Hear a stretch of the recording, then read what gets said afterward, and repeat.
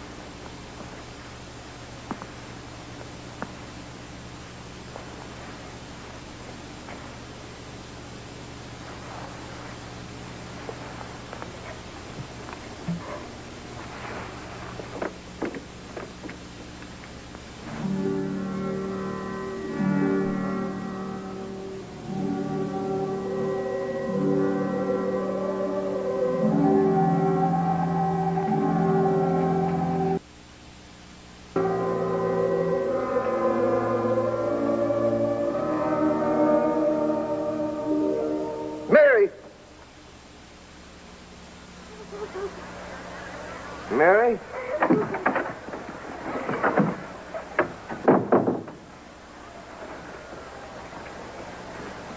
What is it? What's wrong? It's nothing. Bad dream, that's all.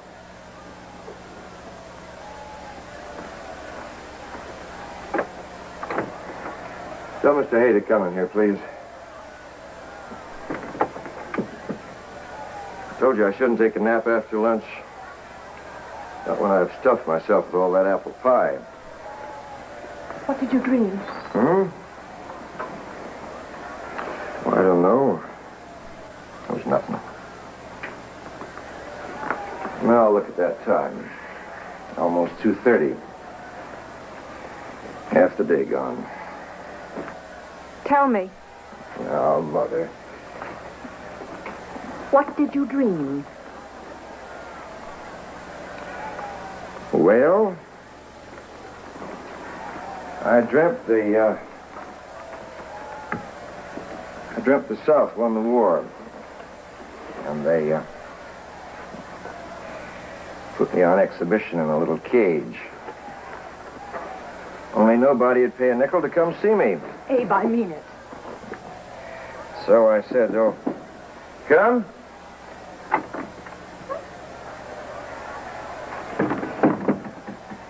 Good afternoon, Mr. President. Not much left of the afternoon, good or bad. You should awaken me. Well, sir, you seem so tired. How many hot and hungry politicians have we today? Speaker Colpo is waiting, and Congressman Cole of California.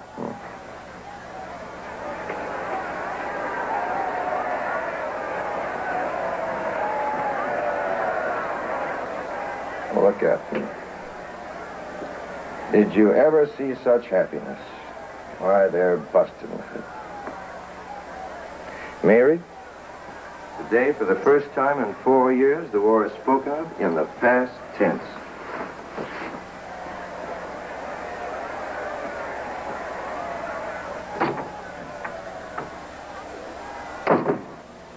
She still mourns our son, Willie. Since when do I have to explain to you? Send him in. Yes, sir. Oh, Mr. Hay, I want you to send a message to the Vice President. I want him to drop in today. Today? Anything wrong with that? Well, you have so much to do, sir. Wouldn't tomorrow be... No. It must be today. Yes, sir. Oh, and, hey, don't forget that Mrs. Lincoln and I are going to the theater tonight. No appointments after dinner. Yes, sir.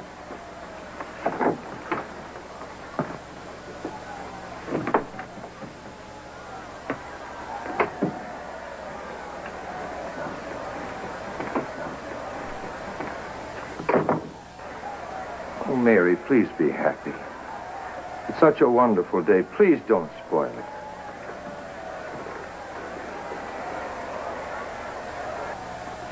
Mary, please be happy. You know what we're gonna do? I mean, when I'm finished here and they send us packing, we're going to Europe like two wide-eyed young tourists. Then back home to Springfield. See if anybody needs a good lawyer. And if they don't, that's just too bad.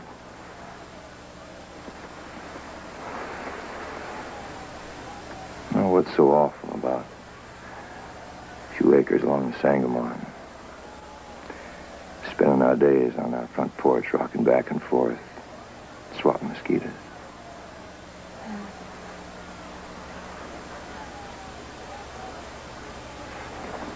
What did you dream? Stop it. Mary, will you stop it? Will you stop hounding me? Even today you can't.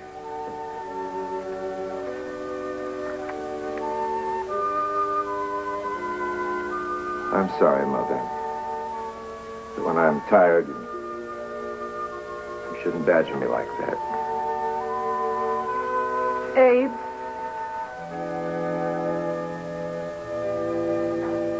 I want to know. Because you're a busybody wife. Twist me right around her little finger. Will you let me keep my dreams to myself? Because I'm so afraid. Of what? All day today I've had the strangest feeling. I can't explain it. Now, Mother. I had the same feeling once before. The day our Willie died. Oh, Mary. I did.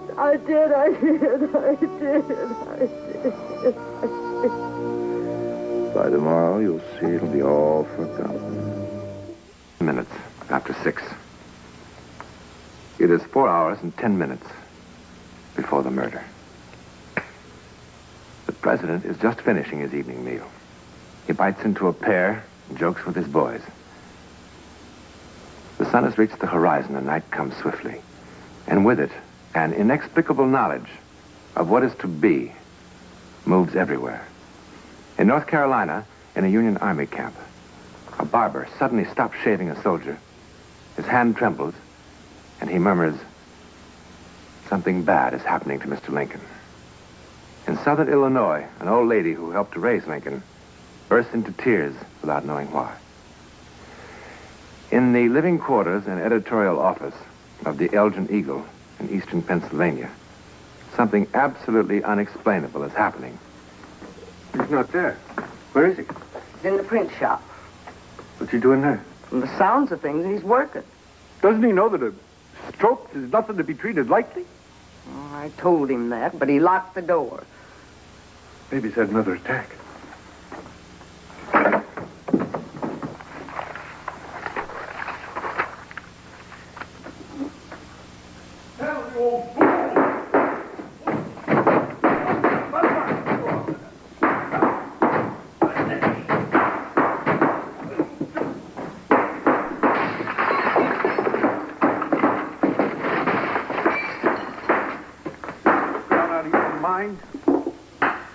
I can't afford to close the drugstore to go to a funeral.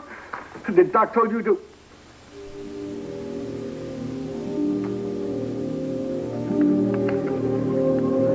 Who told you that?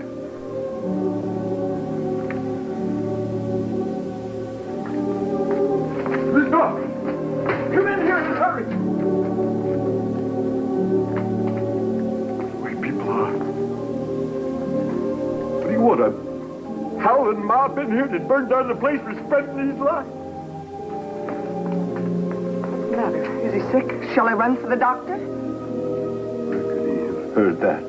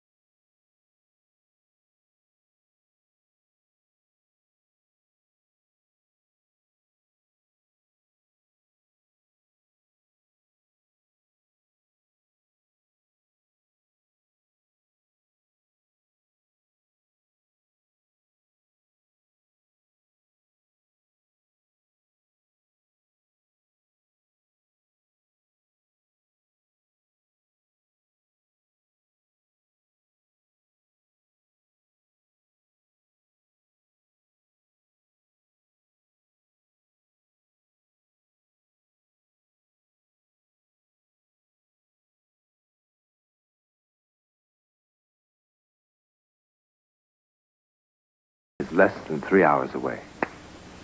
Abe Lincoln is just leaving the White House for Ford's Theater.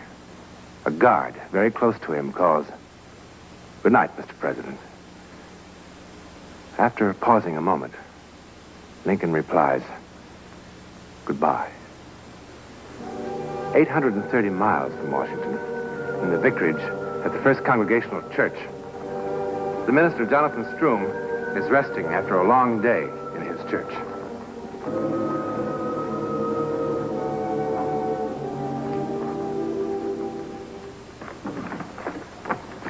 Do they feel any better? Oh, they will never feel any better. Oh, standing 12 hours on that hard cement floor. Wonder you have any feet left at all. Jesus walked barefoot the 14 stations to Calvary this day, so let's not pity me too much. That feels better. Well, I'm thankful Good Friday only comes once a year. Now, read me the sergeant's letter all over again. From the very beginning? From the very first word. He won't be a sergeant very much longer. We must be properly respectful of him when he comes home. That is, for a few days. Dear folks, it sure is beginning to look like peace, and everybody's pretty darn excited. His spelling has to be seen to be believed. The word now is... Why is that bell ringing? What in the world? Noah must be out of his mind. That's the passing bell for the dead. He must be drunk again. Now, Ellen. I don't care how long he's been sexed into this church. You just can't let him do these things. Pastor? How did our bell start ringing? Well, we thought it was you. Why would I be ringing the death bell? I bet some children broke into the tower again. I told you to keep it locked. Oh, I do, sir. I checked it just a little while ago. Stop them, John. It sounds so awful. There's that Peterson boy again. He's always in the mischief. He's a rascal. The leader of all those boys. How do you suppose those kids got in there? Beats me.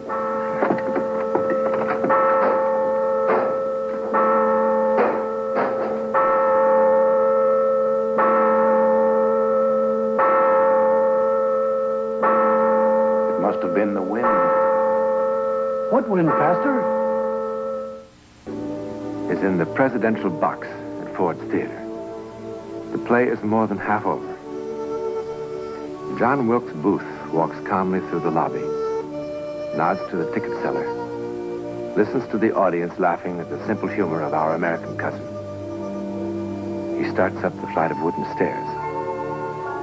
Lincoln, at ease, amused by the play, reaches for his wife's hand. Booth's hand closes around the stock of a brass pistol. 12 minutes past 10. Directly across from the theater, in a two-story wooden house at 453 10th Street, a soldier angrily exits his rented room. Hey, landlord. Landlord! Yes? What kind of place are you running here, anyway? When I rented that room, I told you I wanted peace and quiet. Seems to me it was peaceful and quiet until now. Well, how about all this weeping and wailing? Wailing? That sounds like the end of the world or something. I got enough troubles of my own without being kept awake by somebody else's. What are you talking about? Are you deaf? Can't you hear it? Sounds worse than a field hospital. Well, I guess you heard the people passing in the street. It's a great night in Washington. Well, it didn't sound... It sounded like crying. I don't hear nothing now. Maybe you'd fallen asleep. Maybe it was a dream. I wasn't asleep. It sounded funny. There was nights in the hospital when I went out of my head and heard lots of noises, but this was different. I don't hear no sobbing now. No. You probably have dozed off without knowing it. It's happened to me lots of times. Well, I didn't. Well, maybe I did. I'm sorry I yelled at you. Well, good night. Good night, soldier.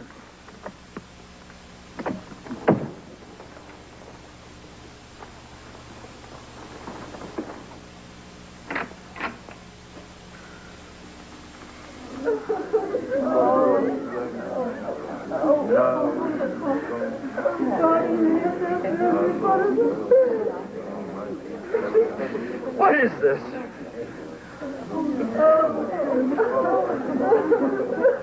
Shut up! Shut up! Shut up! Shut up!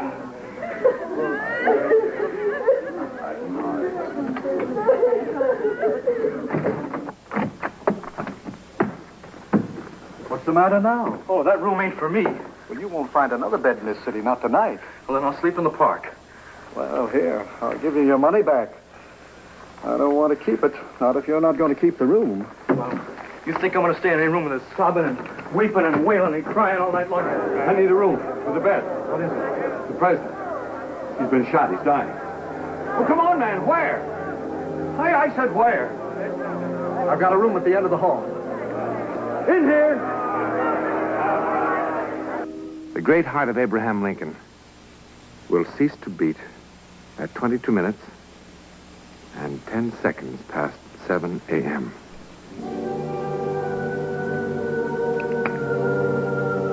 And so the strangest and saddest hours in American history come to an end. And of these hours, what is truth and what is legend? Who can know? Certainly it was a time filled with portent, with dreams of warning, precognition, premonition, all unheeded, as though a power beyond man's knowing decreed that nothing would deflect that bullet from its course. Abraham Lincoln's favorite lines were from Shakespeare. After life's fitful fever, he sleeps well. Treason has done its worst. Not steel, nor poison, malice domestic, foreign levy, nothing can touch him further.